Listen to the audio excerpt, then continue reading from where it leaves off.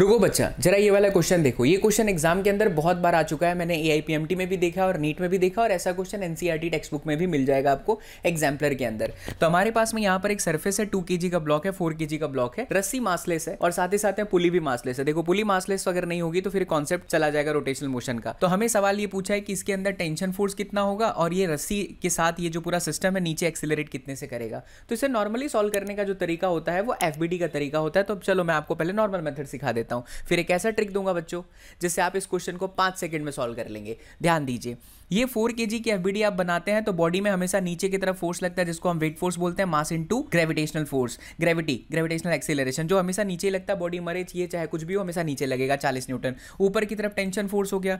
अच्छा बहुत बढ़िया। अब देखिए, अब क्योंकि नीचे एक्सीलरेट हो रहा है ना तो इस पर नेट फोर्स हुआ 40 - t। एक्सीलरेशन इधर होता तो t - 40 हो जाता, जिधर एक्सीलरेशन हो फोर्स बड़ा होता है। तो 40 - t = ma, एक इक्वेशन। यहां देखिए, यहां पर इस डायरेक्शन में कौन सा फोर्स लग रहा है? Tension force. क्या पीछे की तरफ कुछ लग रहा है? नहीं, फ्रिक्शनलेस सरफेस है, नीचे mg लग रहा है बट बॉडी तो इधर ही मूव करेगी, तो इस डायरेक्शन में नेट फोर्स ही t है जो कि ma के बराबर हो गया। अब मैं इन दोनों इक्वेशन से, अगर ये यहां इन दोनों इक्वेशन से सॉल्व करूं तो मुझे एक्सीलरेशन मिल जाएगा कितना? 20/3। तो देखिए ये कैसे आ रहा है, तो 40 - 2a = 4 है, तो 6 बराबर a बराबर 20/3। ये इस इक्वेशन और इस इक्वेशन का इस्तेमाल किया गया। That's it. अब एक्सीलरेशन मुझे मिल गया, एक्सीलरेशन कहीं भी रख दूंगा तो टेंशन फोर्स आ जाएगा। लेकिन इतना बड़ा एग्जाम में आपको सॉल्व करने की आवश्यकता नहीं है। It is also very important कि आप कितना अपना समय बचाते हैं। तो मैं आपको देता हूं एक गर्दा trick.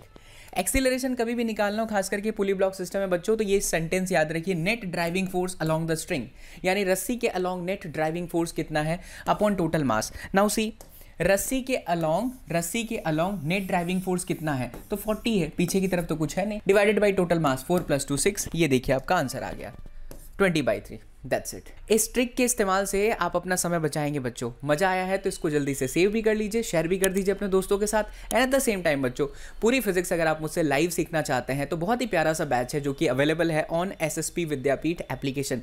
Download now. Description box और कैप्शन बॉक्स में एक नंबर भी दिया हूँ, आप उस नंबर पर संपर्क साध करके सारी जानकारी ले सकते हैं। पूरी फिजिक्स बच्चों, बहुत ही बेसिक से नीट की फिजिक्स में आपको इस तरीके से पढ़ाऊंगा कि फिजिक्स से आपको प्यार हो जाएगा। मिलते हैं अगले वीडियो में। जय हिंद।